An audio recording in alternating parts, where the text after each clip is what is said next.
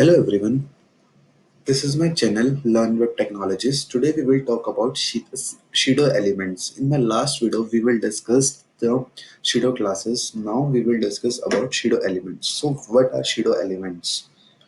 A CSS Shiro elements is used to style a specific part of an element. For example, style the first letter or first line of an element, insert before and after the content of an element. Syntax of pseudo elements is same like pseudo classes. Selector, as we see, pseudo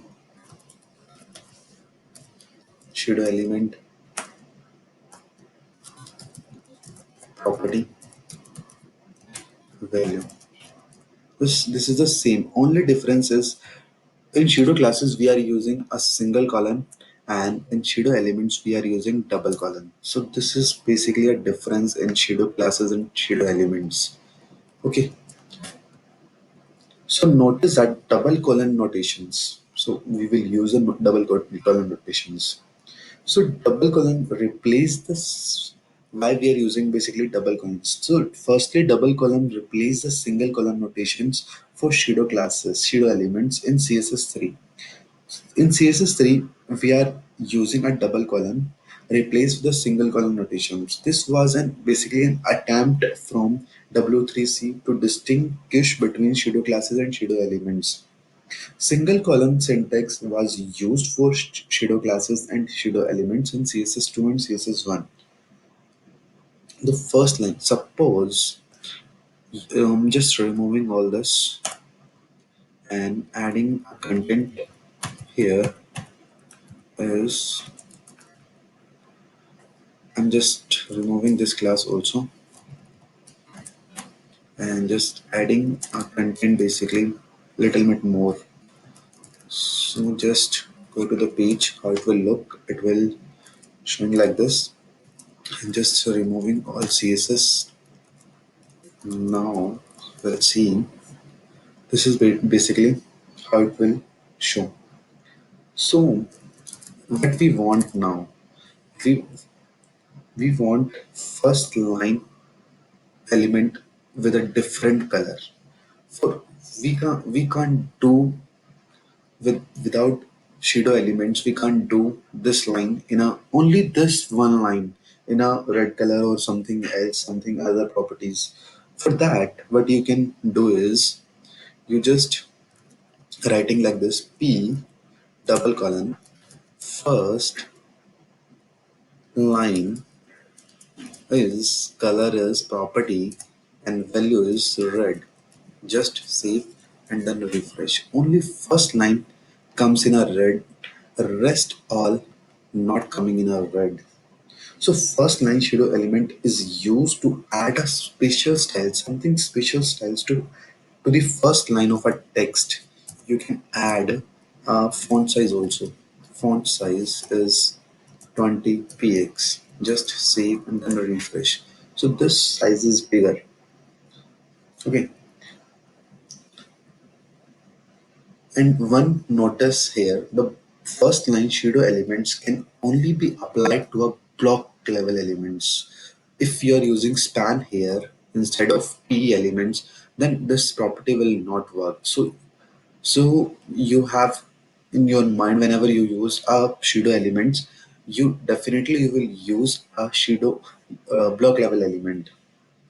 Now, what you want? You want first letter will in the blue color, only first letter. For that, what you can do, you just remove this and you can write first letter is red and font size is 20.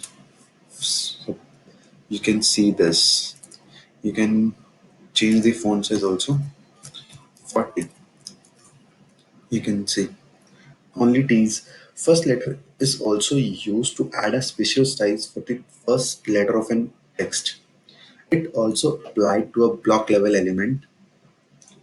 Now we will talk about pseudo elements with CSS class. Suppose we have a class here, demo. Any class you can mention. Instead of p tag, you can write it demo here, and the rest is same. Just refresh. So this is a easy task for using with the class.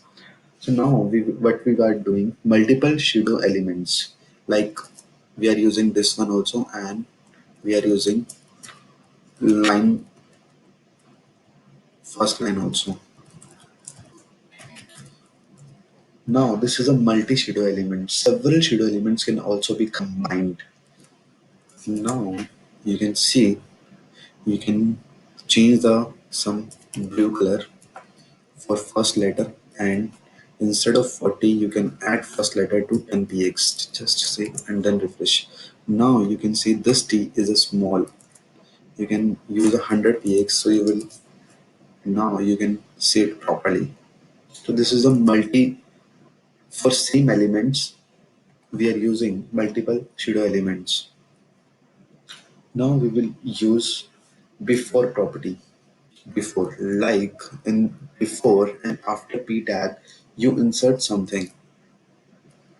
Okay, you can insert anything, image or anything you can insert. For that, what you can write insert before.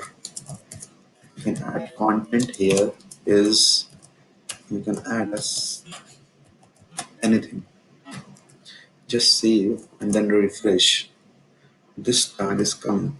Now first line, basically first letter is this, so that's why it's coming is this. So before pseudo elements can be used to insert some content before the content of an element. You can use any image here instead of this. I'm just adding this one because I want to show this. So you will write it anything. You can mention it your name also. Okay. So after that, after property is also the same property is this. You can add a content here and add a last name or any image you can insert. This will come here.